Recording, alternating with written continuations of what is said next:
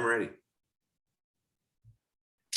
Welcome to segment 3, Gold and Black Live. One of my favorite people, and we've already spent the first 20 minutes of this conversation talking offline, which would have been nothing all that scandalous, but interesting stuff. Kevin Sullivan joins me. Sullivan Communications, Purdue graduate, veteran of. He's got a book which I have not read. I'm going to read it now. Breaking Through, talking about communication lessons from the locker room to the boardroom to the Oval Office. He worked for the George W. Bush administration as well. Worked in the NBA, worked in the Purdue SID office, which is your biggest claim to fame, Kevin. But welcome to your highlight of your media week, Gold and Black Live in segment 3. Thanks, Alan. This is definitely the highlight of my media week. And whatever, I've been real fortunate. I've had some great jobs, and it all started for me in the sports information office at Mackey Arena as a 19-year-old, way back in 1978. And as you know, I'm a big consumer of goldenblack.com material and content. So I appreciate all that you do to help keep us Purdue fans informed and fired up. Well, we'll take a trip down memory lane because you were there. I was there in a different role 42 years ago, that last Final Four. Right. It's proof that it's possible. And we know it's possible because Purdue's got a terrific basketball team this year. But talk about that and that memory of that team in 1980 and your role being around that, but also just that what it takes in big time athletics to get to the big time, to get to that national stage. That one bounce of the basketball 3 years ago against Virginia, on down the line. But all those things that make elite athletes get to be on the national stage. It's a combination of a star player plus a team approach and great defense. And of course, the 1980 team had Joe Barry Carroll. There were some other great players on that team, but Joe Barry kind of made it go. And in this year's team, of course, we've got Jaden Ivey, who, when you look at the brand of Purdue basketball, we don't usually get those electric athletes. We get really good players and high character and great defense. That Matt Painter classic team approach and fundamentals and all those things. And I think, like the 1980 team, we've got some star power on this team. And it was just a phenomenal run. It was so exciting. I went with Chris Klink. We went to Lexington, Kentucky, and watched Purdue knock off Duke in that to get to the Final Four. And that was just an extraordinary experience, not to mention, of course, being in Indianapolis to see. And of course, then I went to work for the Mavericks the next year. We drafted Kiki Vandeweghe, who was part of knocking off Purdue in the Final Four on UCLA. And then Vandeweghe never showed up. And so I had 2 reasons to dislike him for the last 42 years. Yeah, nothing like time. Time doesn't always heal all wounds. No, it's too soon. Yeah, but that was a phenomenal experience. And just to be able to be a part of it as a student assistant in the sports information office was just a thrill of a lifetime. Well, you look at this team right now, and obviously last night, a huge win, a game that could be a harbinger, I guess you'd say, because if you can win at Iowa, if you can overcome kind of some of the adversity, even though Purdue never trailed yesterday, I don't believe, and yet win a game against a quality opponent on the road. Give me your evaluation of what you see in this team and what it might need to get to besides a good bit of fortune, but the right bounce at the right time to get to the Final Four. Well, number one, all of a sudden we've entered the twilight zone at the free throw line. So I don't know what that was last night. It was just sort of strange where really good shooters were missing free throws. So I think that's good. I think we need good health. This is a deeper Purdue team than I ever remember. There is so much talent on this team. And I'll tell you a funny little tidbit is back in the fall of 2019, I was doing media training for the Memphis Grizzlies. And one of the assistant coaches on that team was Niele Ivey. And I was aware during that session that her son, Jaden, was being recruited by Purdue and a bunch of other, obviously, big time programs. And I said to her when I met her, I said, I'm a Purdue guy. I really hope Jaden ends up as a Boilermaker. And she said, oh, he's going to Purdue. And I said, no, you don't have to, say that. No, he's going to Purdue. And this was her talking as a mom as well as a coach, I think. And she said, we love Matt Painter.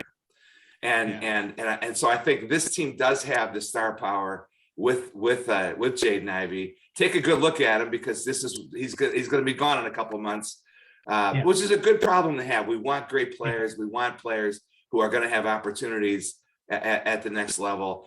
But I think the Rutgers loss is some of those crazy bounces are going to happen. Like the Ron Harper Jr. heave in the course of a season. It's a long season. And a couple of missteps we've had, like we're not going to mention the IU game, and I have my miniature Old Oaken Bucket Christmas ornament.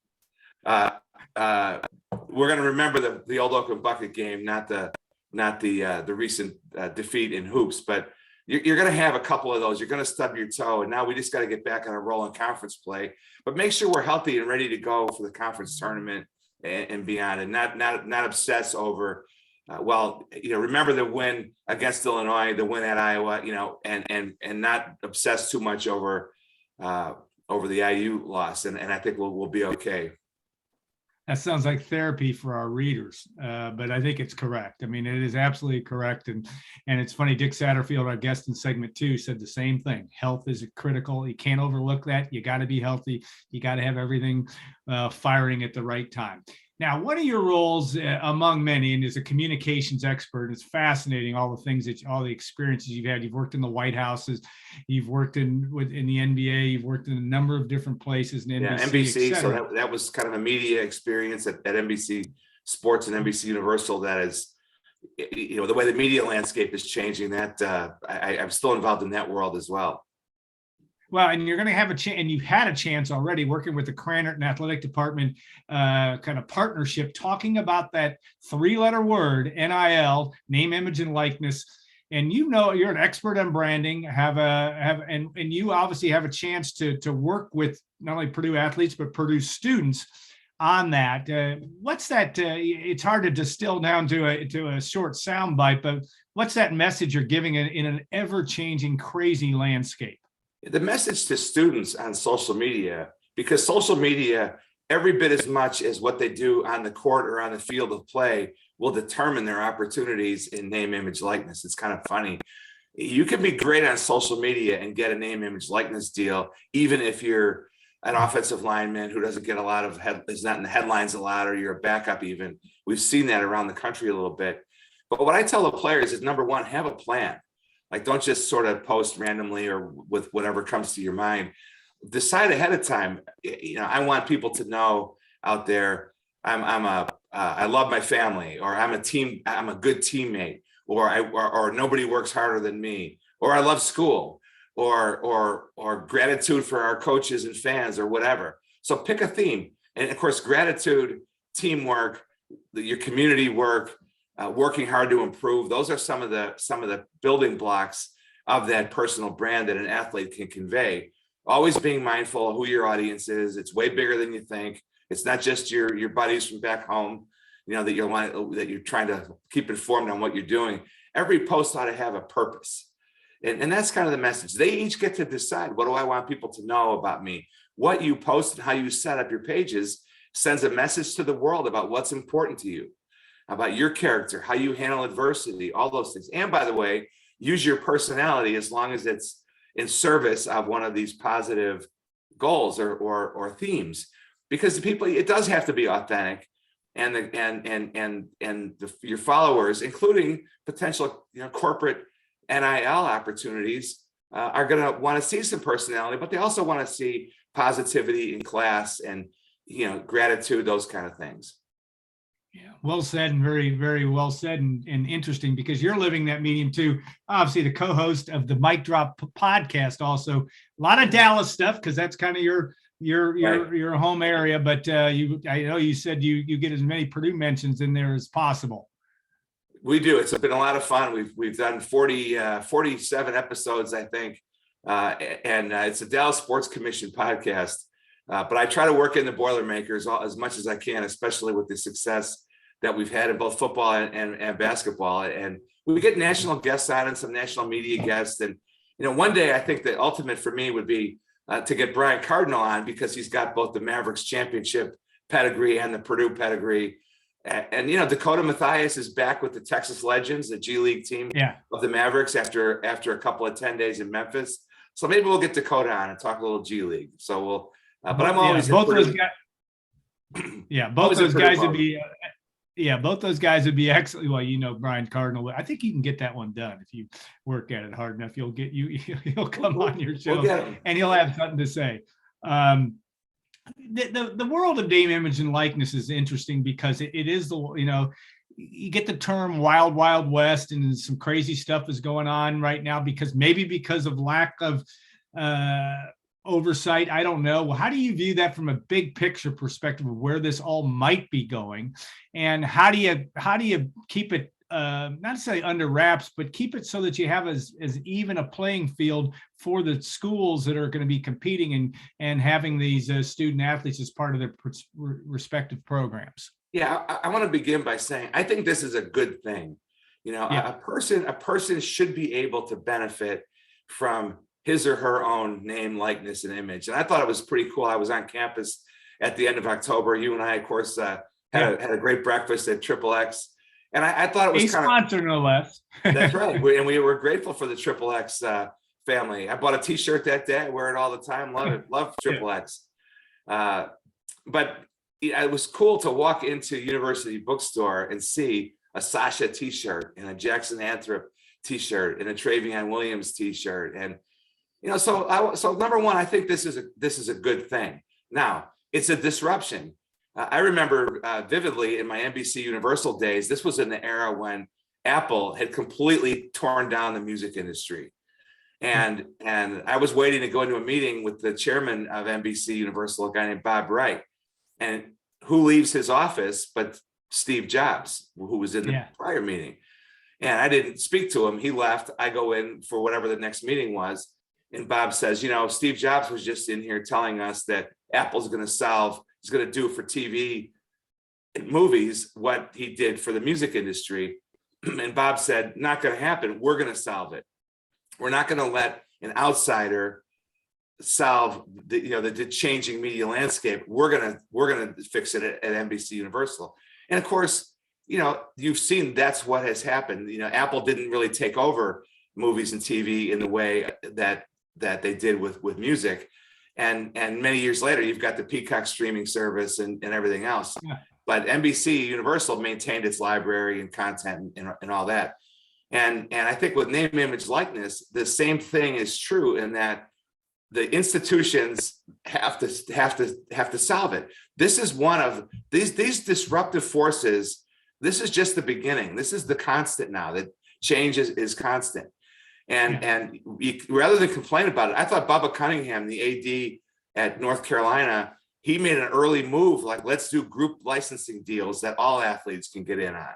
So if you are that backup tight end or that backup, shooting guard, you may be able to share in the benefits of name, image, likeness deals for the whole team or the whole program. I think it's on each institution to get creative and to find ways to make deals for its players, because it is definitely a recruiting element. Now, the transfer portal and name, image, likeness are the most recent disruptions, but this is how it's going to continue to go. I mean, we've seen what's happened with streaming and everything else, and the technology just creates these things. And we're also in an empowerment era, where athletes are empowered. You can speak your mind on anything. You have opportunities as athletes in the pro ranks and as a student athlete that you didn't have before. And I think that's here to stay. So I think, I think it's on Mike Bobinski and his team to figure this out in a way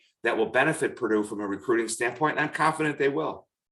Yeah, going to be an interesting time. And like you said, and said it well, change is the new constant without question, and everywhere you turn. All right, you also, with your NBA ties, have had a little bit of intel on some.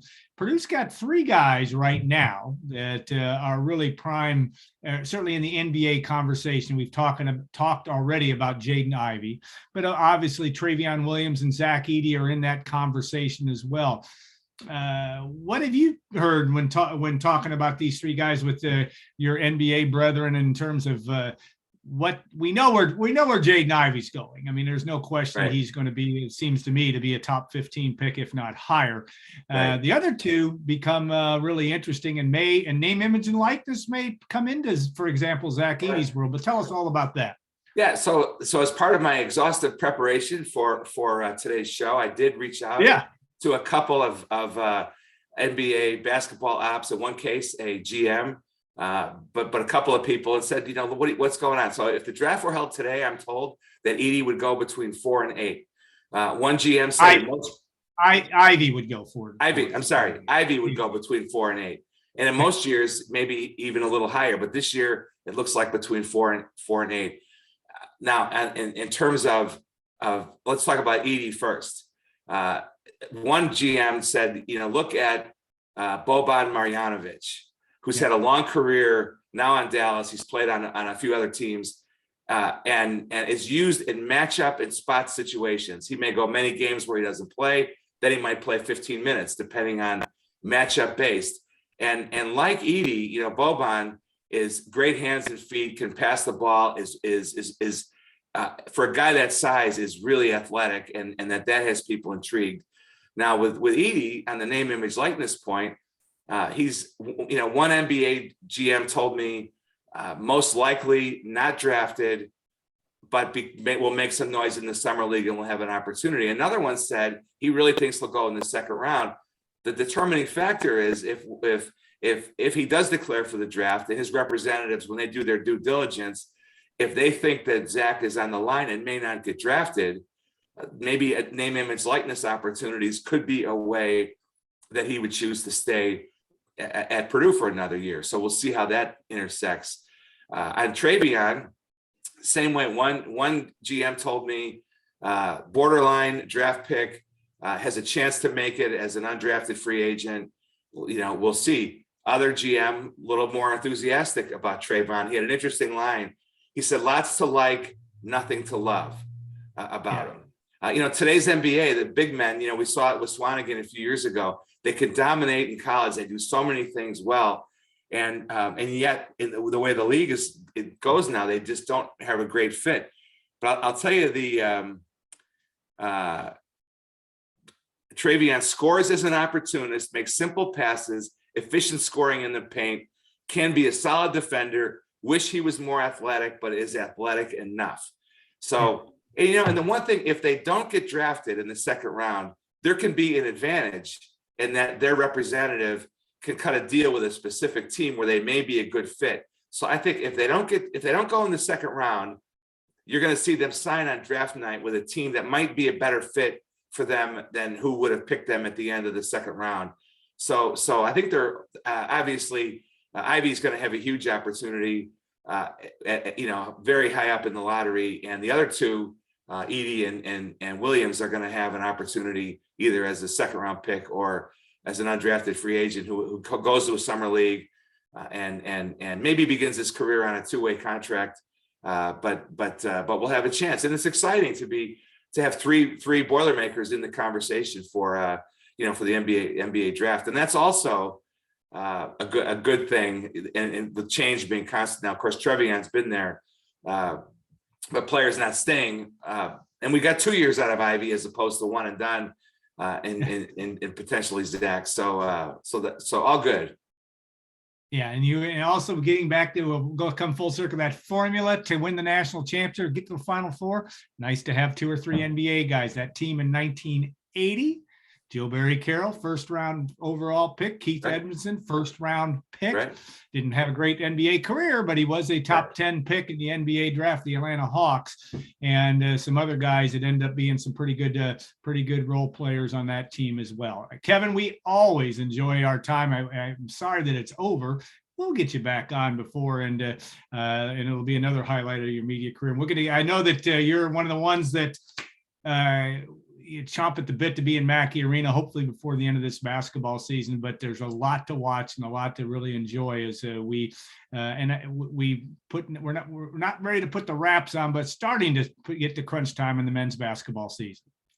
Hey, thanks for having me on, Alan. It's great. I really appreciate what you and your team does at goldenblack.com, and Boiler Up. Thanks again for having me. Really fun. Yeah, a lot of fun to do. Want to thank our sponsors, and that's of course Triple X. We've already got them a mention in, not even an obligatory one, and we got a Chris Klink mention in, which is obligatory. Good friend of both of ours, and a media relations PR expert as well. Hilton Garden Inn, when tomorrow's a big day. State HDI tonight. State Farm agent Trent Johnson at trentismyagent.com. We will be back next week. Kevin Sullivan's a big guest, but Rob Hummel, I think, is scheduled to join us next week. And we're always working on Brian Cardinal for a guest because he's always fun when you can pin him down. But we'll have that for our show next Friday, which I believe will be the 4th of February. Hard to believe we're already into February as well. So thanks to all of you, and also the folks at WLFI for all the things they do, Gordon Jackson and company. We appreciate them. And we'll see you next week on Gold and Black Live.